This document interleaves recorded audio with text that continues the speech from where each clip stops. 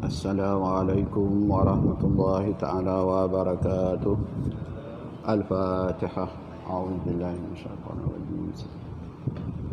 Iyyaka na'budu wa iyyaka nasta'in. Ihdinas siratal mustaqim. Siratal ladzina an'amta 'alaihim ghairil maghdubi 'alaihim waladdallin. Amin. Bismillahirrahmanirrahim. Alhamdulillahi rabbil alamin. Wassalatu wassalamu ala asyrafil anbiya'i wal mursalin wa ala alihi wa sahbihi ajma'in. Allahumma ja'alna fahman nabiyyin wal malaikatil muqarrabin wasyuhada'i wal ulama'il amilin. Allahumma aftah bainana wa baina qaumina bil haqq wa anta khairul fatihin. Allahumma la ilma lana illa ma 'allamtana innaka antal alimul hakim. Alhamdulillah, pada malam ini kita baca kitab tasawuf, iaitu Sairus Salikin. Kita sedang membicarakan tentang fadilah al-faqr. Jadi kita dah sampai ke muka surat 62, iaitu berkata setengah ulama yang dahulu dengan katanya masalu man ta'abbada wa huwa fi talabid dunya mislu man yutfi'un nar bil halfa'i wa mislu man yaghsilu yadahu minal gham bil samaki.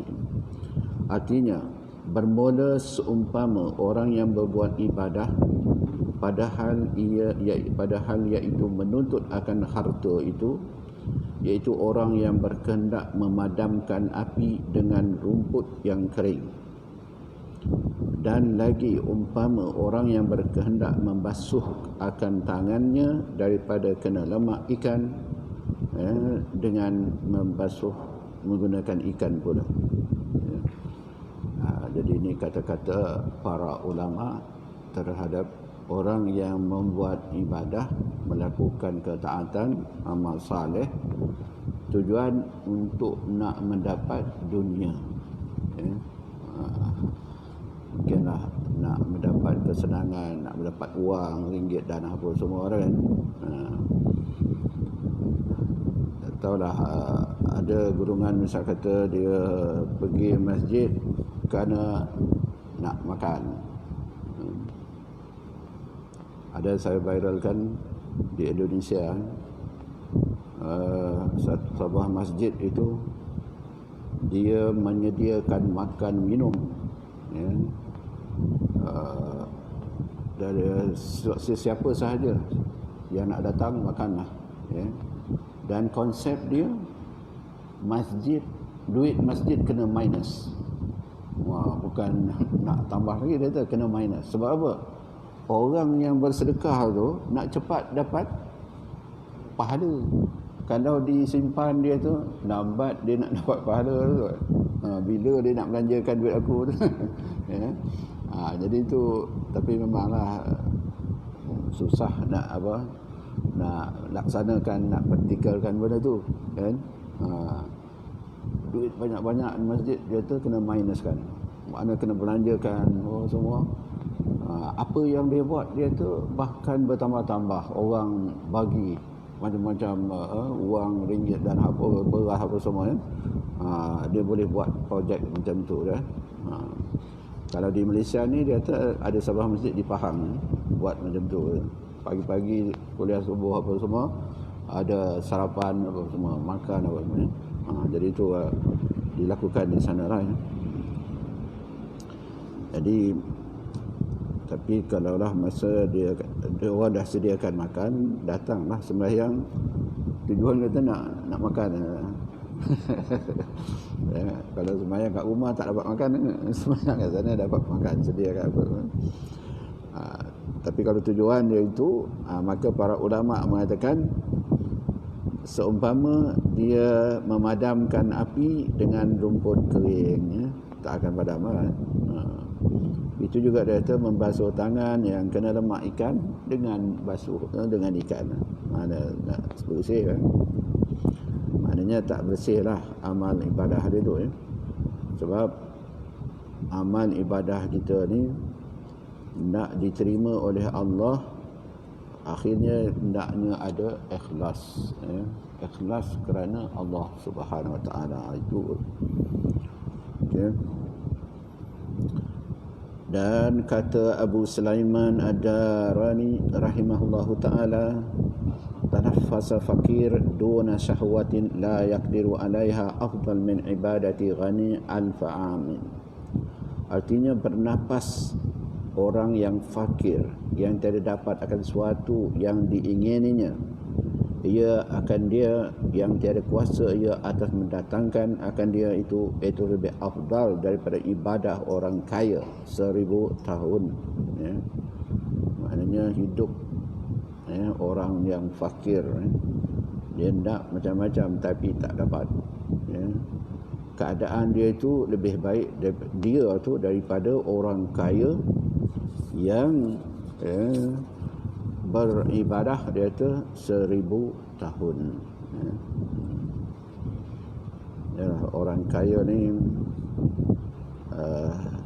ada juga dia diviralkan, seorang kaya, memang kaya, dia tidak ada anak, tak ada apa sebatang karah tapi kaya. Dia kata dia dengarlah dalam radio seorang ustaz beri ceramah ya, tentang duit yang ada kita kena belanja, kita kena infak, kita kena bantu fakir miskin. Lalu orang kaya ni kata, aku cari duit banyak-banyak, buat apa bantu orang? Aku dah nak gunakan apa semua kan? Maka dia beritahu pada driver dia, macam mana pandangan kau dengan ceramah tu? Apakah kekayaan aku, nak bawa kekayaan aku masuk dalam kubur dia kata. Macam orang Firaun apa semua, memang emas perak apa semua yang ada pada dia bawa masuk sekali dalam keranda dia lah, kubur. Jadi driver ni bijak. Dia kata, tuan, kalau tuan nak pergi ke Amerika bawa apa? Bawa duit Malaysia kan? Tak laku, dia kata. Mesti bawa dolar Amerika kan. Pergi ke Eropah mesti bawa euro kan, duit orang Eropah sana. Kemudian kalau nak pergi Singapura kena bawa dolar Singapura ya. Kemudian tuan nak pergi berjumpa dengan Allah ya. Laku ke duit? Laku ke dolar? Laku ke duit-duit yang ada emas perak ni? Tak laku tu. Yang laku ya, untuk kita bertemu dengan Allah ialah iman dan amal saleh. Itulah ya, wang yang kita nak bawa ataupun amal yang kita nak bawa ya, berjumpa dengan Allah Subhanahu Wa Taala. Jadi orang kaya kalau ada pandangan macam tu, maka kekayaan dia itu tak ada apa yang dapat membantu dia ketika dia meninggal nanti lah. Dan kata Dhahhak rahimahullahu ta'ala, man dakhala as-suq fara'a syai'an yastahihi fasabara wahtasaba kana khairan lahu min 1000 dinar yang yunfiquha kullaha fi sabilillah. Artinya barang siapa masuk ke pekan atau ke pasar, maka melihat dia akan suatu yang ingin akan dia padahal tiada baginya mempunyai harganya, maka sabar ia ya. Dia nak beli satu barang tapi barang ni mahal, tak cukup duit nak bayar dan menuntut ia akan pahala yang demikian itu, maka adalah ia terlebih baik baginya daripada 1000 dinar yang dibelanjakan ia sekalian di dalam perang sabilillah, ya. Jadi dia sabar, tak dapat pun tak apa, tapi dia belanjakan wangnya itu kepada jalan Allah, maka itulah sebaik-baiknya lah.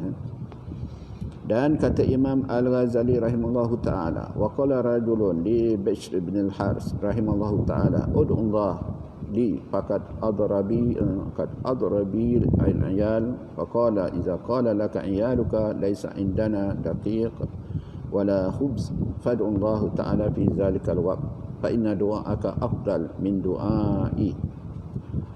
Artinya berkata seorang lelaki bagi Bishr bin al-Haris rahimallahu ta'ala, pinta olehmu akan Allah Ta'ala doa bagiku bahawa ia memberi rezeki akan daku, maka kerana telah memberi mudarat akan daku oleh isteriku dan segala ahliku, maka berkata Bishr bin al-Haris, bagi lelaki itu, apabila berkata isterimu itu, bagimu tiada pada kami tepung dan roti, maka pinta doa olehmu akan Allah Ta'ala pada waktu yang demikian itu.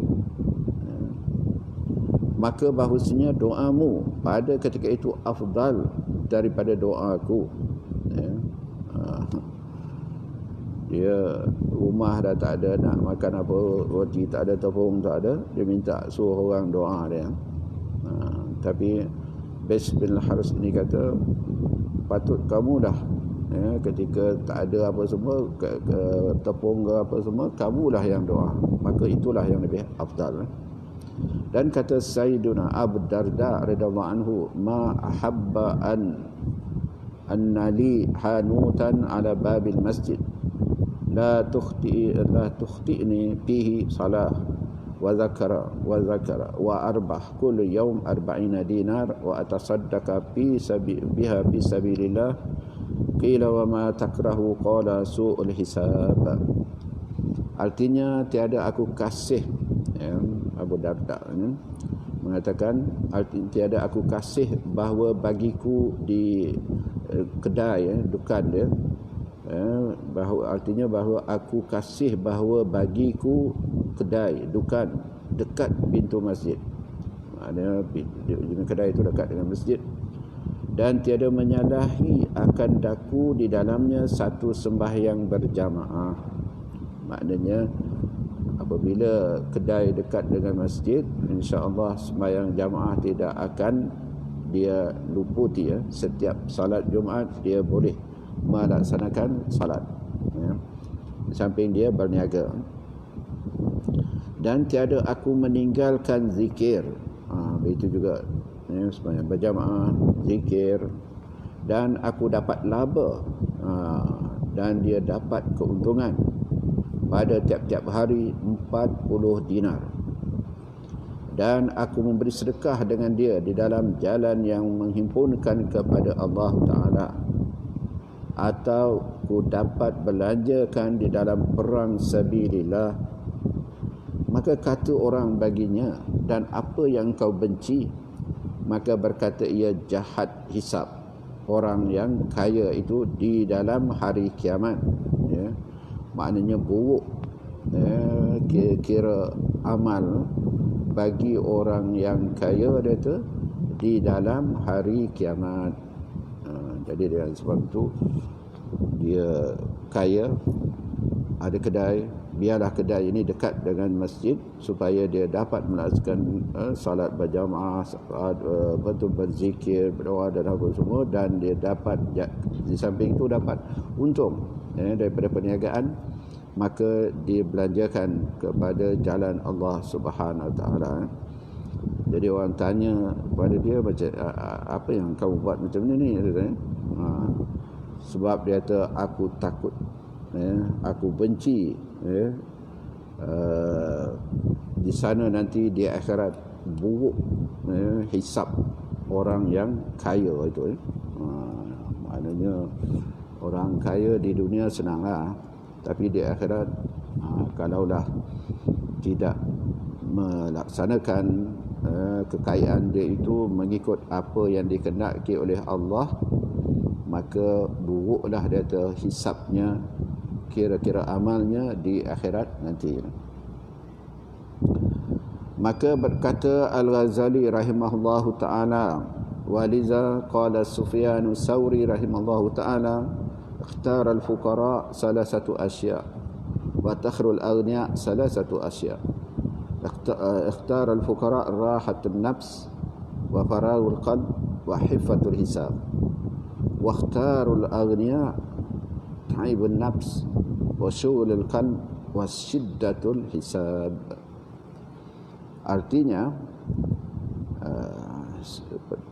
Imam Sufyan As-Sauri mengatakan, dan kerana inilah, berkata Sufyan rahimallahu ta'ala, telah memilih segala orang yang fakir itu tiga perkara. Ya. Orang fakir itu ada tiga perkara padanya.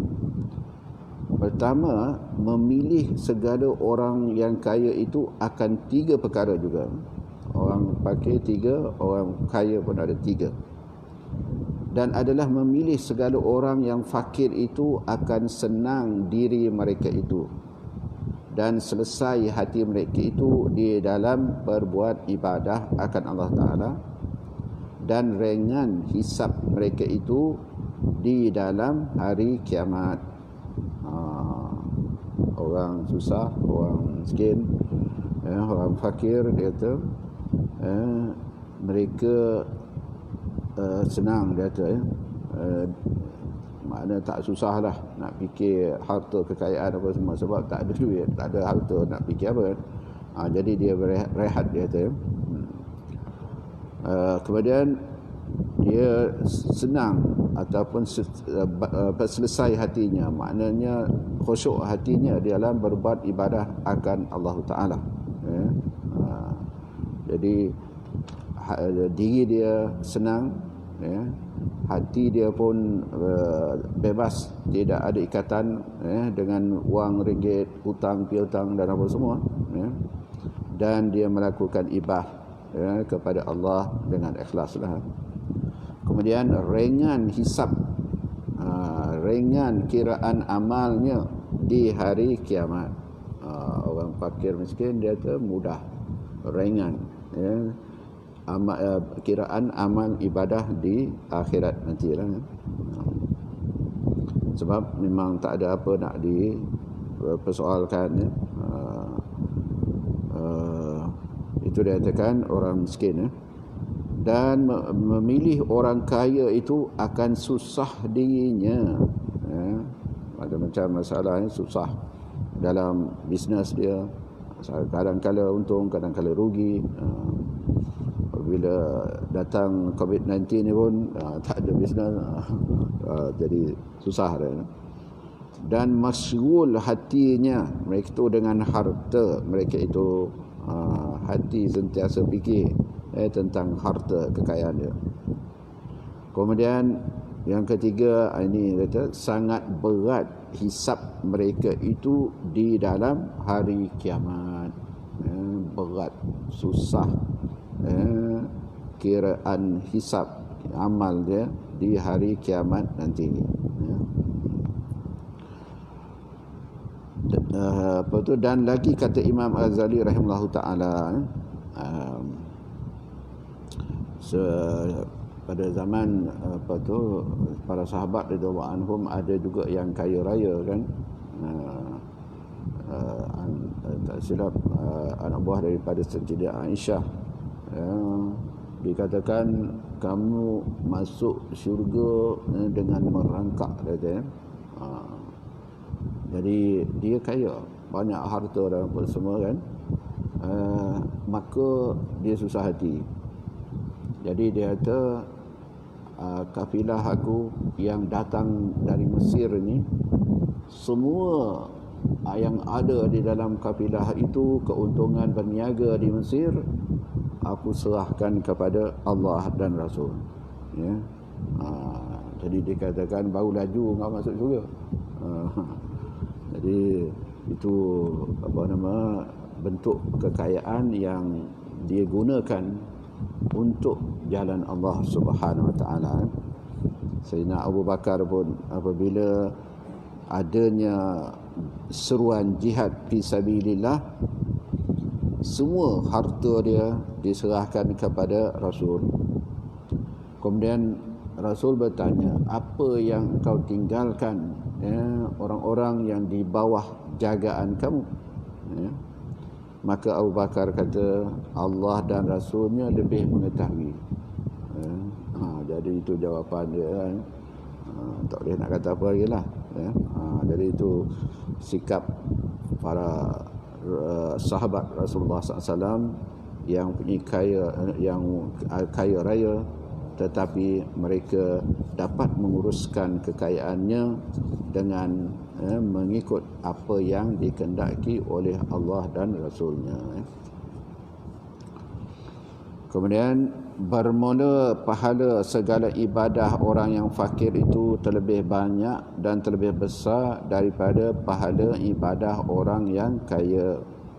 Demikian lagi tasbih dan segala zikir dan segala kebajikan orang yang fakir itu terlebih banyak dan terlebih besar daripada segala tasbih orang yang kaya, dan terlebih daripada zikir orang yang kaya, dan terlebih daripada segala kebajikan orang yang kaya itu.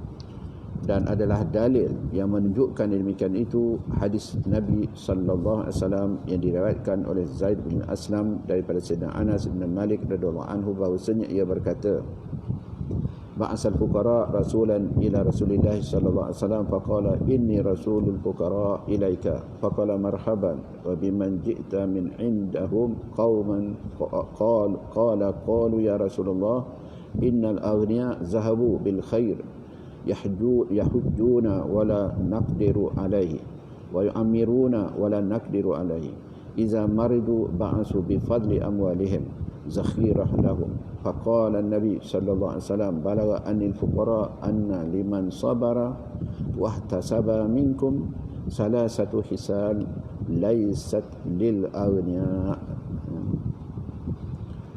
Artinya menyuruh segala orang yang fakir akan satu suruhan kepada Rasulullah SAW. Maknanya suruh pergi jumpa dengan Rasulullah SAW. Maka bersembah ia bahawa hamba suruhan segala fakir kepadamu. Makna wakil golongan orang susah jumpa Rasulullah SAW. Maka sabdanya marhaban bika wa biman ji'ta min indahum qaumun ahabbahum, yakni luaslah kesukaan dan keredaan dengan dikau dengan orang yang datang engkau daripada mereka itu kaum yang aku kasih. Jadi Rasulullah terima kedatangan mereka dengan marhaban, mengucapkan selamat datang dan apa semua, dan orang-orang yang wakil kamu yang ada di qaryah kamu, semuanya itu Rasulullah SAW menyambutnya dengan baik. Dan Rasulullah kata kaum yang aku kasih. Maknanya memang Rasulullah suka sayang kepada para fukaraan, orang miskin, orang susah. Maka sembah suruhan itu, ya Rasulullah telah berkata mereka itu bahawasanya adalah segala orang yang kaya itu telah lalu mereka itu ke dalam syurga, padahal mereka itu naik haji dan adalah kami tiada kuasa atasnya, dan mengerjakan mereka itu umrah dan adalah kami tiada kuasa atasnya. Dan apabila sakit mereka itu, maka menyuruh kirimkan mereka itu dengan yang lebih daripada harta mereka itu akan pertaruhan bagi bekal mereka itu. Maka sabda Nabi SAW, bagi suruhan segala orang yang fakir sampaikan olehmu daripada aku kepada mereka itu akan salamku, bahawasanya adalah diberikan oleh Allah Ta'ala bagi segala orang yang fakir yang sabar dengan kepapaannya, dengan kesusahannya itu, dan menuntut ia akan pahala akhirat daripada kamu itu 3 perkara yang tiada diberikan kepada orang yang kaya. Amma hislatun wahidah fa inna fil jannah ghurafan yanzuru ilaiha ahlul jannah kama yanzuru ahlul ard ila nujumis sama la yadkhuluha illa nabi fakirun aw syahidun fakirun aw mu'minun fakirin. Dikatakan apa maksudnya? Adapun perkara yang satu, dia kata tadi ada 3 perkara yang dituntut oleh golongan orang-orang fukara di akhirat besok. Adapun perkara yang pertama, maka iaitu bahawasanya adalah dalam syurga itu mahligai yang amat tinggi sekiranya melihat kepadanya itu oleh orang yang di dalam syurga seperti melihat orang yang di dalam bumi akan bintang yang di langit. Padahal tiada masuk ke dalamnya melainkan nabi yang fakir atau orang yang mati syahid yang fakir atau orang yang mukmin yang fakir. Jadi itu dia ada di surga nanti satu mahligai yang tinggi dia kata. Sepertilah kita lihat bintang, orang dunia melihat bintang dia kata. Dan surga ini tidak dimasuki melainkan pertama nabi yang fakir, orang yang mati syahid, yang fakir, orang yang mati syahid tapi dia juga fakir, nabi yang fakir, orang yang mati syahid keadaan dia fakir, atau orang mukmin, orang yang beriman yang fakir.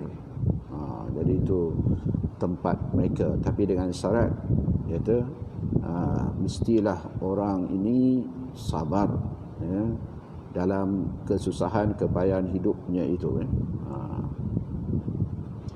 Kemudian wasaniyatu, golongan benda yang kedua. Apa dia perkara yang kedua? Yadkhulul fuqara al-jannah qabla al-aghniya bin nisbi yawm wa huwa 500 am. Artinya perkara yang kedua itu bahawasanya masuk segala orang yang fakir itu ke dalam syurga dahulu daripada orang yang kaya. Orang fakir dimasukkan ke syurga lebih dahulu daripada orang kaya. Setengah hari, maknanya orang fakir dah masuk habis apa semua, lepas itu barulah orang kaya. Dan iaitu 500 tahun, sebab satu hari dunia dikatakan 1000 tahun, jadi 500 hari, 500 tahun barulah orang kaya masuklah. Kemudian asali satu, yang ketiga, perkara yang ketiga, iza qala al-ghaniyyu subhanallah walhamdulillah wa la ilaha illallah wallahu akbar, wa qala al-faqiru mislu dzalik lam yalhaq al-ghani bil fakir walau anfaqa fiha 10,000 dirham wa kadzalika a'malul bir kulliha faraja ilaihim fa akhbarahum bima qala Rasulullah sallallahu alaihi wasallam fa qalu radina. Artinya, dan perkara yang ketiga apabila mengata atau menyebut segala orang yang kaya itu subhanallah walhamdulillah wa la ilaha illallah wallahu akbar, orang kaya sebut sekali, dan mengata pula dan menyebut pula orang yang fakir itu akan supama yang demikian itu, sama-sama orang kaya sebut, orang fakir pun sebut. Nescaya tiada yang mendapat orang yang kaya itu akan pahalanya yang dengan yang diberikan kepada orang yang fakir itu, dan jikalau membelanjakan oleh orang kaya itu sertanya 10,000 dirham sekalipun, tiada menyamai akan pahala yang diberikan kepada pahala orang yang fakir itu. Maknanya zikir yang dibaca oleh orang fakir, kalau nak bandingkan dengan orang kaya, orang fakir itu lebih banyak ganjaran pahala yang diberikan kepada mereka. Tidak. Dia kata sampai kalau dibelanja 10,000 dirham, baru kata dekat nak samalah kata tentang pahala orang yang fakir, yang berzikir, dan seperti yang demikian itu segala amal kebajikan sekaliannya, begitu juga amal-amal yang lain. Terlebih pahala orang yang fakir itu kepada mereka itu daripada orang yang kaya. Maka mengkhabarkan ia kepada mereka seperti yang dikhabarkan oleh Rasulullah SAW itu, maka berkata sekalian, redalah kami akan demikian itu. Jadi yang pertama tadi mahligai disediakan untuk mereka. Yang kedua, orang fakir lebih dahulu masuk ke syurga, dan yang ketiga, pahala berzikir dan apa sahaja amal yang dilakukan oleh orang fakir adalah tidak terkira banyaknya lah kalau nak bandingkan dengan orang kaya. Jadi apabila wakil ini balik ke qaryah masing-masing, diberitahu kepada mereka 3 perkara ini, maka semuanya mengatakan kami redalah apa yang telah diperkatakan oleh Rasulullah sallallahu alaihi wasallam itu. Dan kata Imam Al-Ghazali rahimahullahu taala, wala ba'sa bil kafafi minal mal, qala an-nabiy sallallahu alaihi wasallam, Allahumma ij'al quta ala Muhammad kafafan wa ba'dal kafafi fama zada alaihi bahwa munqisun wa imsakuhu yujibu nuqsan ad-darajah kama nataqat bihil ahbar. Artinya, dan tiada mengapa mengambil dengan dia harta daripada sekira-kira mencukupi belanja dirinya dan akan belanja ahlinya, seperti sabda Nabi sallallahu alaihi wasallam, hai Tuhanku, jadikan olehmu akan makanan keluarga Muhammad itu akan rezeki yang memadai belanja mereka itu, dan adalah rezeki yang kemudian daripada belanja yang memadai akan dirinya dan akan ahlinya itu, maka barang yang daripadanya itu mengurangkan martabat di dalam akhirat. Maksudnya Rasulullah memohon kepada Allah, rezeki yang Allah kurniakan kepadanya biarlah cukup-cukup, tak mahu nak lebih-lebih. Sebab kalau lebih itu dia kata mengurangkan martabat di dalam akhirat. Maknanya biarlah cukup-cukup sahaja rezeki yang Allah berikan, yang kurniakan kepada Rasulullah dan keluarganya, jangan lebih-lebih. Kalau lebih dia akan kuranglah martabat mereka di akhirat nanti. Dan lagi membanyakkan hisab di dalam akhirat, maknanya terlalu banyak soal jawab lah di akhirat besok, kalau harta yang banyak itu. Dan jikalau dibelanjakan di dalam berbuat kebajikan sekalipun, walaupun duit banyak dibelanjakan kepada kebaikan, kebajikan pun dia susah hisapnya, sebab dia akan tanya, min aina laka hadza. Sayyidina Umar di dalam pemerintahan dia mengenalkan suatu konsep min aina laka hadza. Tengok dia punya pegawai-pegawai pakai baju cantik-cantik awal semua, maka dia akan soal, min aina laka haza, daripada mana sumber yang kamu dapat pakai yang cantik-cantik ini. Kalau ada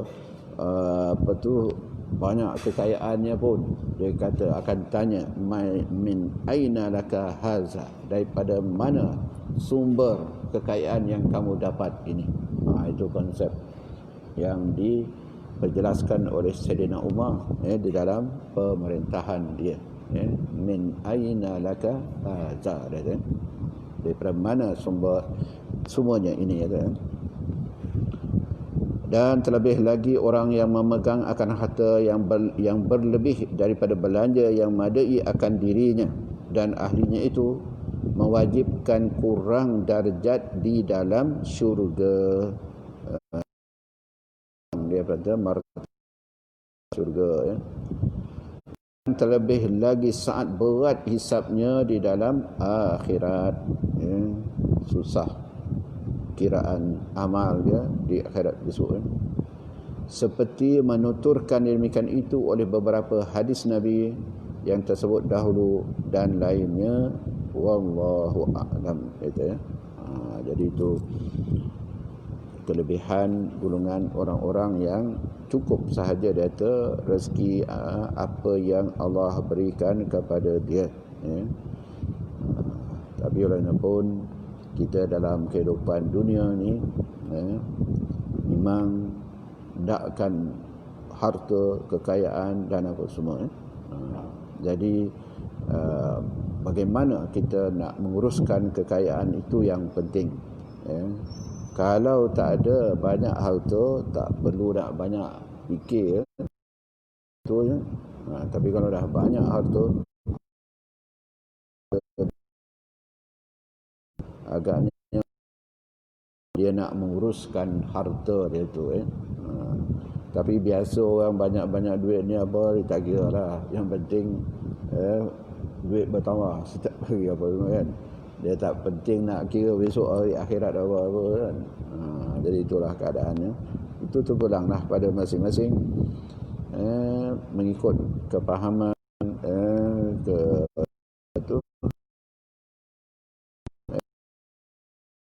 betul.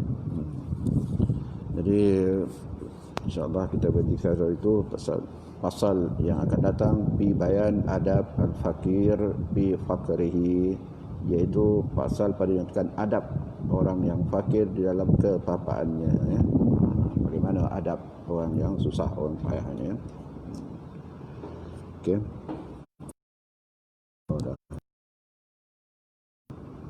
Kalau ada nak tanya apa tak? Okeylah, kalau tak ada, wallahu alam. Bismillahirrahmanirrahim. Rabbana anfa'na bima 'allamtana. Rabbi 'allimna allazi yanfa'una. Rabbi faqihna wa faqih ahlana wa qarabatin lana fi dinina.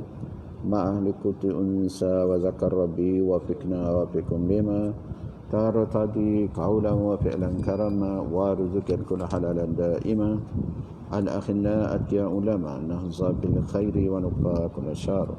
Rabbana aslih lana kulla syu'un wa aqarrab ridha minka al-uyun waghfir rabbana kulla duyun qabla an ta'tiyana rusulul manun waghfir istur anta akrama man satar wa salatullahi ta'ala mustafa man ilal haqqi da'ana wal wafa bi kitabin fihi lin-nasi shifa wa ala al-ali al-kiram syurafa wa ala sahmi masabih al-wurar. اللهم اهدنا بهداك واجعلنا من يسار في رضاك ولا تولنا لعن سواك ولا تجعلنا ممن خالف أمرك وعصاك وحسبنا الله ونعم الوكيل ولا حول ولا قوة إلا بالله العلي العظيم. سبحانك اللهم بحمدك نشهد أن لا إله إلا الله نستغفرك ونتوب إليك وصلى الله على سيدنا محمد وعلى آله وصحبه وسلم والحمد لله رب العالمين. بسم الله الرحمن الرحيم والعصر إن الإنسان لفي خسر إلا الذين آمنوا وعملوا الصالحات وتواصوا بالحق وتواصوا بالصبر. السلام عليكم ورحمة الله وبركاته.